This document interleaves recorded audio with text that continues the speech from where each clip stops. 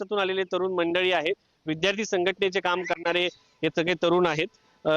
दादा तुम्ही कुठून आलात आणि कशा पद्धतीने आजचं आंदोलन राहिलेलं आहे? सुधागडमध्ये विद्यार्थ्यांच्या प्रश्नांसाठी आम्ही काम करत होतो, त्यामुळे आम्ही आज इथे आलो आहोत, विद्यार्थ्यांच्या सपोर्टसाठी इथे आलो आहोत।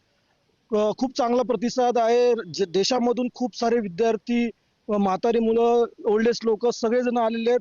खूप चांगला प्रतिसाद असल्यामुळे हा जंतर मंतरचा जो आजचा प्रोटेस्ट आहे सक्सेसफुल व्हावा हीच आमची इच्छा आहे। धुराच्या नलकंड्या फोडण्यात आल्या तेव्हा आम्ही तिथे आसपास होतो आणि आम्ही तिथे असताना आम्हाला खूप त्रास झाला। नाकामधून व तोंडामधून डोळ्यांमधून खूप पाणी व्हायला लागलं आणि श्वास एकदम कोंडलं होतं। अक्षरशः खूप दम लागल्यासारखं होतं आणि खूप खराब परिस्थिती झाली होती आणि हजारो युवक, लाखो युवक तिथून धावत होते आणि हे थोडं आम्हाला चुकीचं वाटतंय, कारण की युवक आहेत, युवक हे सपोर्टसाठी आलेले आहेत, कोणतंही हिंसक आंदोलन करण्यासाठी आलेले नाहीत, हे सपोर्टसाठी आलेले आहेत। आपल्या आंदोलना हे सपोर्ट करण्यासाठी युवक आहेत, परंतु सरकारची दडपशाही आहे।